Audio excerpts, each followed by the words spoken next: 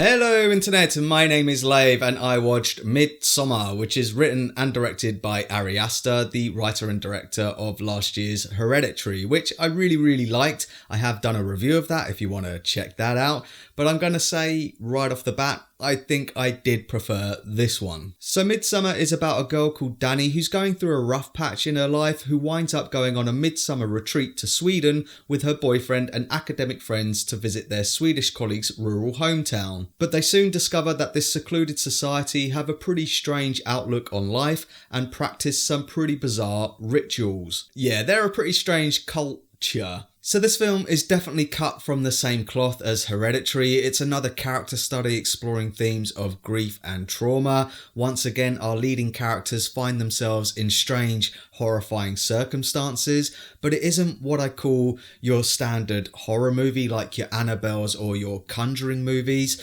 This one manages to tap in to something far more unsettling and disturbing, for me at least, as did Hereditary. Like seeing someone in agony, in emotional and psychological pain and wailing from it, I find way more disturbing than seeing a sentient doll or a demon walking around going boo. That's not to say that there isn't like blood, gore and guts in this film, because there is. I'm just saying that I really like the psychological aspect of the film that Ari Aster manages to tap into. I find it really unnerving. And for that to work and really hit home, you need amazing actors and performances. Unfortunately, this film has them, with a lot of British talent, including Will Poulter as this sex pest joker of the group who doesn't really want Dani to go on their holiday with them, and Jack Reynor as Dani's boyfriend, locked into their relationship through obligation more than feelings, which is the film's through line. It's a breakup movie. And at the centre of it all is Florence Pugh, who is terrific. The last two films I've seen her in, she's been brilliant. She's been a medieval princess in The Outlaw King and Paige, the WWE wrestler in Fighting With My Family. She's just amazing. Her character in this is barely holding on to her sanity as she comes to realise that her relationship with her boyfriend is breaking down. There was a moment in the film where my breathing seemed to sync up with her character when she's witnessing one of their many strange rituals. I'll try to recreate my reaction. It was like, oh fuck yeah. So there are some like bloody gory moments in the film, which does utilize practical effects as well as some visual effects. Some of the visual effects I did think were noticeable when it came to some of like the really gory details, but it doesn't take away from how like distressing it is.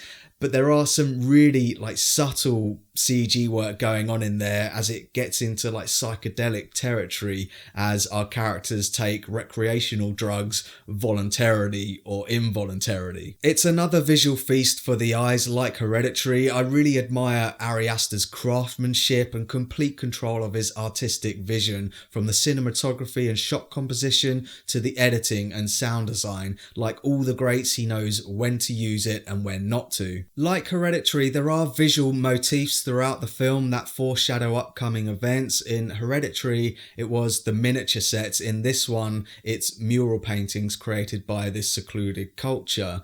And maybe it's because of Hereditary that I went into this one a little bit more prepared and I was looking for those visual clues. If anything, maybe I thought this one spelt things out a little bit more.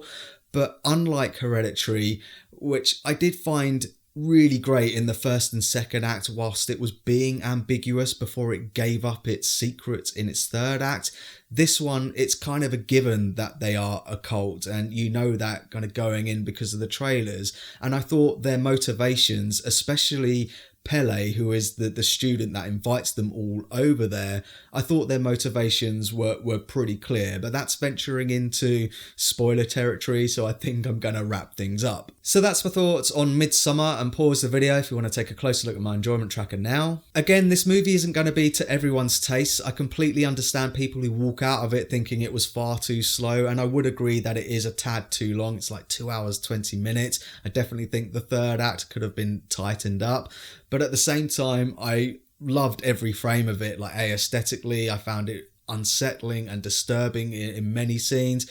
I loved it. It's a real clusterfuck of a movie, and it's definitely going to draw comparisons to films like The Wicker Man, but I also love the references to other horror movies, like The Shining gets a couple of references. Keep an eye out for one of the duvets that the characters lie on. It's got a very recognisable pattern to it, and also there is an obvious reference to the Texas Chainsaw Massacre, the original one at least. So let me know if you've seen Midsommar down in the comments. How does it compare to Hereditary? And also let me know if you'd like a spoiler or explanation video for this. I have kind of committed to doing a Spider-Man spoiler review as well, so I might give the decision to you guys as to which one you would prefer. Let me know down in the comments. In the meantime, thanks very much for watching this video. I really do appreciate it. If you can, give it a like and don't forget to share the Lave.